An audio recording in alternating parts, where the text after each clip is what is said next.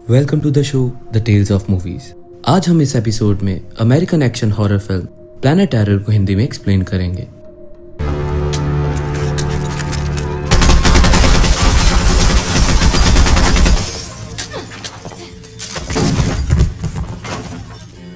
इस मूवी को Robert Rodriguez ने डायरेक्ट किया है और ये फिल्म 6 अप्रैल 2007 में रिलीज हुई थी।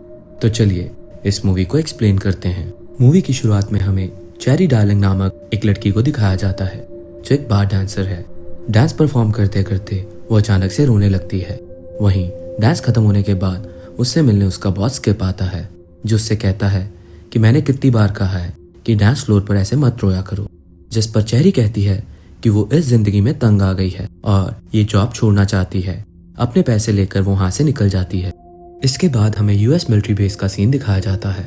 यहाँ हम एबी नामक एक शख्स को देखते हैं जो एक केमिकल इंजीनियर था और वो अपने लोगों के साथ साथ कई सारे हथियारबंद सोल्जर्स के साथ था।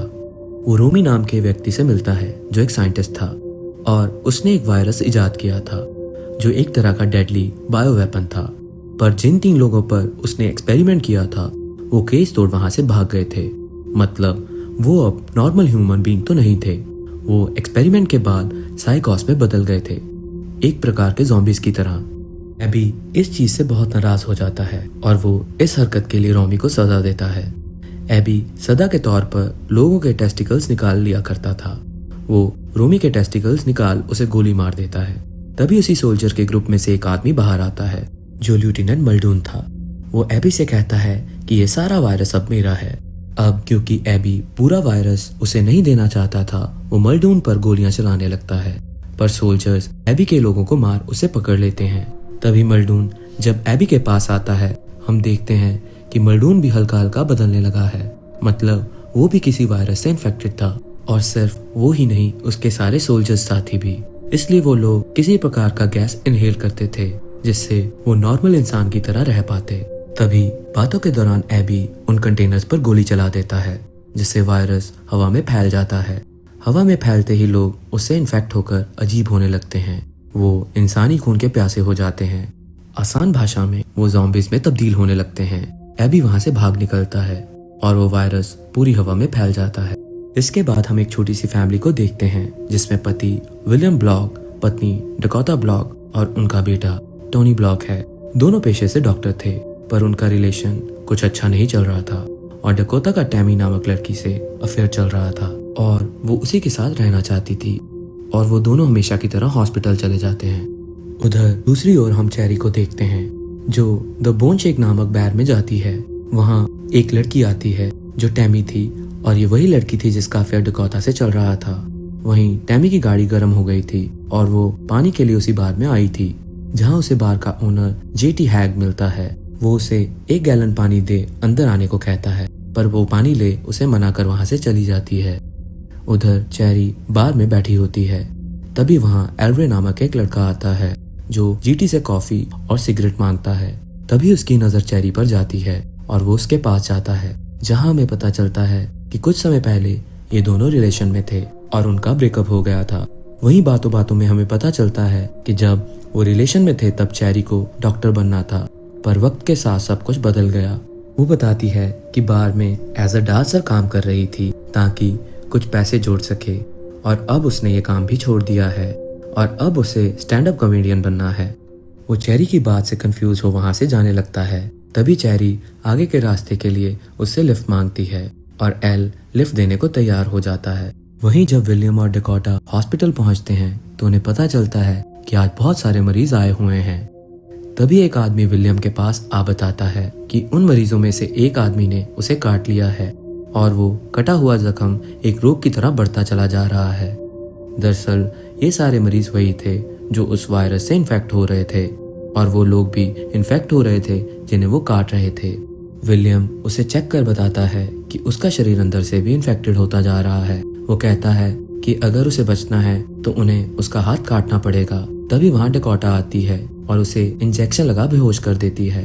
वहीं दूसरी ओर टैमी की गाड़ी दोबारा बंद पड़ जाती है और वो आगे जाने के लिए लोगों से मदद मांगती है पर जब तक कोई उसकी मदद कर पाता साइकोस उस पर हमला कर उसे खाने लगते हैं। तभी उस रास्ते से एल और चेरी भी गुजरते हैं और एल ये देख थोड़ा घबरा जाता है। वहीं वो लोग आपस में बात कर रहे थे कि उनकी गाड़ी के आगे साइकोस आते हैं और एल को लगता है कि वो आम इंसान है। वो उनको बचाने के चक्कर में एक्सीडेंट कर लेता है। वो थोड़ा संभल पाते कि 3 साइकोस चेरी को खींच ले जाते हैं। एल गन ले उनके पीछे जाता है। वो लोग चेरी के एक पैर को उखाड़ कर खाने लगते हैं। वहाँ एल उन पर गोलियां चलाता है। एक साइकोस मर जाता है और 2 भाग जाते हैं। वो चेरी को ले हॉस्पिटल जाता है जहाँ विलियम पूछता है कि उसे क्या हुआ। एल बताता है कि 3 साइकोस ने इस पर हमला किया है। तभी वहाँ शेरिफ आता है जो एल से पूछताछ करता है। एल बताता है कि हम जा रहे थे, तभी हम पर साइकोस ने हमला कर दिया और उस लड़की का एक पैर खा गए, पर उसे एल की बातों पर भरोसा नहीं होता। वो कहता है कि मैं तुम्हारे पुराने कारनामों से वाकिफ हूँ और तुम्हारे पास भी हथियार मिले थे जो आम नागरिक नहीं यूज कर सकते। वो एल को अपने साथ ले जाता है। वहीं एल देखता है कि बहुत से लोग वायरस का शिकार बनते जा रहे थे। उधर हॉस्पिटल में भी बहुत सारी लाशें आती जा रही थीं। तभी वहाँ ऐसी लाश आती है जिसे देख विलियम शॉक हो जाता है। वो थी टैमी की लाश। वो डकोटा और टैमी के बारे में जानता था। वो ही समझ जाता है कि आसपास ही थी और इसी से मिलने डकोटा बार बार जाया करती थी। उसे इस बात की भी पुष्टि हो जाती है कि डकोटा का अभी भी इसी से अफेयर चल रहा था। उधर चेरी जब होश में आती है वो अपने कटे पैर को देख रोने लगती है। वहीं विलियम डकोटा को बुला टैमी की लाश दिखाता है। डकोटा देखकर रोने लगती है। विलियम डकोटा से टैमी और उसके रिश्ते के बारे में पूछता है। डकोटा उसे झूठ कहती है। तभी वो उससे उसका मोबाइल मांगता है पर वो नहीं देती। तभी विलियम एनेस्थीसिया का इंजेक्शन उसके हाथों में मार देता है और उसका मोबाइल ले उन दोनों के लास्ट मैसेजेस को देखता है जिसमें दोनों शहर छोड़कर भागने वाले थे। डकोटा डर कर रोने लगती है। विलियम उसे मारने ही वाला होता है कि तभी एक कर्मचारी विलियम को कुछ दिखाने को कहता है। विलियम डकोटा को रूम में बंद कर उसके साथ चला जाता है। वो दिखाता है कि सारी लाशें वहां से गायब हैं और जमीन पर ढेर सारा खून पड़ा होता है। मतलब वो सारे लोग साइकोस बन वहां से चले गए थे। उधर पुलिस स्टेशन में शेरिफ को जेटी का कॉल आता है। वो बताता है कि बहुत से ज़ॉम्बीज़ जैसे लोग उसके वहां आ रहे हैं और उसे उसकी मदद चाहिए। दरअसल जेटी शेरिफ का भाई था। शेरिफ उसे कहता है कि वह जल्द ही वहां आ रहा है। तभी एक ऑफिसर गुस्से में आता है और बताता है कि एक व्यक्ति ने उस पर हमला कर उसकी उंगली काट ली और उसकी रिंग भी छीन ली। सब बाहर जाते हैं तो देखते हैं कि रिंग वहीं गिरी हुई है, परंतु वो व्यक्ति वहां नहीं था। तभी वो व्यक्ति वापस आता है जो पूरी तरह से साइकोस में बदल गया था और सारे पुलिस कर्मियों पर साइकोस हमला कर देते हैं। तभी एल शेरिफ की जान बचाता है और बताता है कि लोग इन्फेक्टेड होते जा रहे हैं और जो भी उन्हें छू रहे हैं वो भी उनकी तरह बनते जा रहे हैं। वो कहता है कि उसे चेरी की जान बचानी है और दोनों हॉस्पिटल की तरफ निकल पड़ते हैं। उधर हॉस्पिटल में विलियम डकोटा को मारने की फिराक में था, पर सारे इन्फेक्टेड लोग आम लोगों पर हमला करते जा रहे थे और एक साइकोस विलियम पर भी हमला करता है। वहीं डकोटा खिड़की से कूद वहां से भाग जाती है और अपने घर की ओर जाती है क्योंकि उसे पता था कि क्या हो रहा है और अपने बेटे को भी सेव करना था।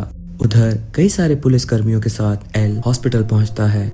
एल चेरी को ढूंढते ढूंढते उसके पास आता है। वो उसे कहता है कि हमें यहाँ से तुरंत निकलना होगा। तभी चेरी उसे बताती है कि वो अब चल नहीं पाएगी क्योंकि उसका पैर कट चुका है। एल आजू बाजू देखता है। तभी एक टेबल की पैर तोड़ वो चेरी के कटे पैर में लगा देता है ताकि चेरी चल सके। दोनों वहां से बाहर की ओर निकलते हैं और लोगों पर साइकोस हमला कर रहे होते हैं। वो लोग वहां से निकल जेटी के पास जाते हैं। वहीं शेरिफ सबको गन देता है। अंदर पहुंचे तो वो देखते हैं कि जेटी ने एक साइकोस को मार गिराया है। उधर डकोटा घर पहुंच गुस्से में बेबी सिस्टर्स को भगा देती है और टोनी को ले अपने पिता के घर की तरफ निकलती है।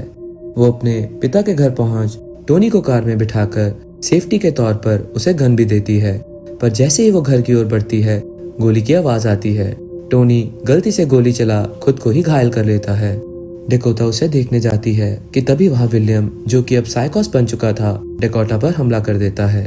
तभी डकोटा खुद को छुड़ा अपने बेटे को ले डोर नॉक करने लगती है।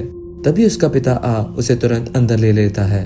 उधर जेटी के वहां सारे लोग प्लान करते हैं कि वहां से कैसे निकलें और दूसरे रूम में चेरी और एल साथ बैठे होते हैं। एल कहता है कि मैं हमेशा से ही तुमसे प्यार करता था और आज भी करता हूँ। मैं तुम्हें कभी भी नहीं भुला सकता। ये बात सुन चेरी इमोशनल हो जाती है और वो दोनों इंटीमेट हो जाते हैं। थोड़ी देर बाद हम देखते हैं कि जीटी के रेस्टोरेंट में आग लगी हुई है। साइकोस ने उसके रेस्टोरेंट पर हमला कर दिया है। तभी वहाँ डकोटा, उसके पिता चेरी का बॉस स्किप और डकोटा के दोनों बेबी सिस्टर्स पहुंचते हैं, क्योंकि अभी तक के लिए वही जगह उनके लिए महफूज थी और उन्हें बचाने के चक्कर में कई पुलिस ऑफिसर्स और शेरिफ भी घायल हो जाते हैं। घायल शेरिफ को भी अंदर लाया जाता है। वे लोग प्लान करते हैं कि सामने खड़ी ट्रक में सब बैठेंगे और मैक्सिकन सीमा पर चले जाएंगे, पर साइकोस बहुत सारे थे और एल स्किप को ट्रक लाने को कहता है। पीछे से कवर करने की बात करता है, कहता है कि मेरा निशाना कभी नहीं चूकता, पर स्किप ऐसा करने से मना कर देता है। तभी गुस्से में चेरी खुद चली जाती है और पीछे से लोग उसे कवर करते हैं। वो ट्रक को ले रेस्टोरेंट के अंदर घुसा देती है और सारे उसमें बैठ वहां से निकल जाते हैं।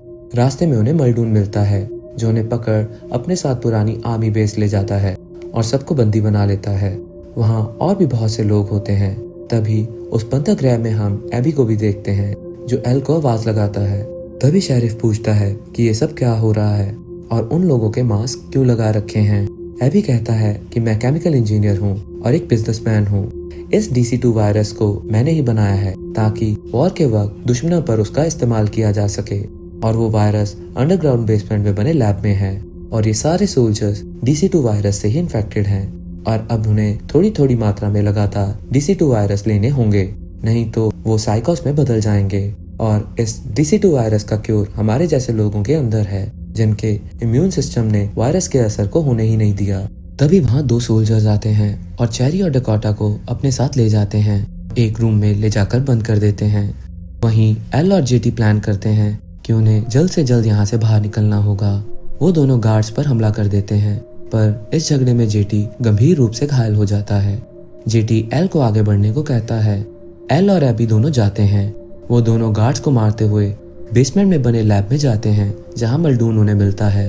वो उससे कहते हैं कि उन्हें वहां से जाने दो, जिस पर मल्डून कहता है कि वो ऐसा नहीं कर सकते, वो एक मिशन पर हैं। वो बताता है कि मैं और मेरे साथियों ने ओसामा बिन लादेन को मारा, हमें ऐसा नहीं करना था। अमेरिकी सरकार ने हमें मेडल देने की जगह DC-2 वायरस से दंडित किया, जिसका परिणाम ये हुआ कि अब हमें नॉर्मल रहने के लिए DC-2 वायरस को इनहेल करना पड़ता है। इसी कारण मैंने इस वायरस को फैलाया ताकि लोगों पर भी इसका असर हो जाए, और जिन लोगों की बॉडी इम्यून हो और उसके बॉडी पर इस वायरस का असर ना हो, उन्हें पकड़कर इसका इलाज ढूंढा जाए, एक्सपेरिमेंट कर इस वायरस का एंटीडोट बना सकें ताकि हम वापस से नॉर्मल हो सकें। इसके अलावा मेरे पास कोई चारा नहीं था। ऐसा बोल मल्डून अपना मास्क उतार देता है और एक भयानक साइकोस में बदल जाता है। तभी एबी और एल उसे गोलियों से भून देते हैं और मल्डून मारा जाता है। उधर वो सोल्जर्स चेरी के पास जाते हैं और उसे नाचने को कहते हैं। वो उसके कटे पैर का मजाक उड़ाते हैं, उससे जबरदस्ती करने लगते हैं। तभी चेरी गुस्से में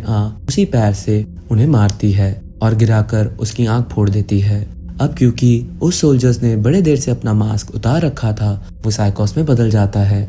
वो चेरी की ओर बढ़ता है। तभी डकोटा भी उस पर हमला करती है। वहाँ एबी और एल भी आते हैं। एल चेरी के पैर में फंसी लकड़ी को हटाकर उसमें मिनी गन फिट कर देता है और चेरी उस साइकोस के साथ साथ वहाँ मौजूद सोल्जर्स को भी मार देती है।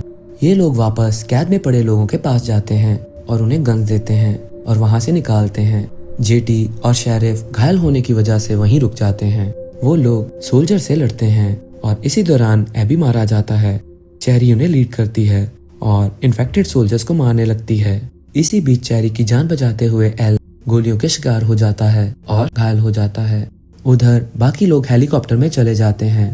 तभी उसमें छुपा विलियम डकोटा पर हमला करता है, पर डकोटा के पिता उसे गोलियों से भून देते हैं। वहीं चेरी बहुत उदास थी। वो एल को देख रोने लगती है। तभी वो लोग हेलीकॉप्टर ले वहां आ जाते हैं और चेरी के सामने एल दम तोड़ देता है। चेरी हेलीकॉप्टर में चढ़ जाती है और वो लोग वहां से निकल जाते हैं। वो लोग टुलुम के कैरिबियन समुद्र तट पर चले जाते हैं और शांतिपूर्ण तरीके से रहने लगते हैं। वहीं हमें पता चलता है कि DC-2 वायरस पूरी दुनिया में फैल चुका है। चेरी ने अपनी और एल की निशानी के रूप में एक बेटी को जन्म दिया और वहीं हम डकोटा के बेटे टोनी को भी देखते हैं। और इसी के साथ ये मूवी खत्म हो जाती है। इस मूवी का ये हिंदी एक्सप्लेनेशन आपको कैसा लगा हमें जरूर बताएं। अगर पसंद आया हो तो इसे लाइक करें और जी हाँ, शेयर और सब्सक्राइब करना ना भूलें। आपसे एक दरख्वास्त है, हमें अपने सुझाव जरूर लिखिएगा। तब तक के लिए खुश रहिए, आबाद रहिए।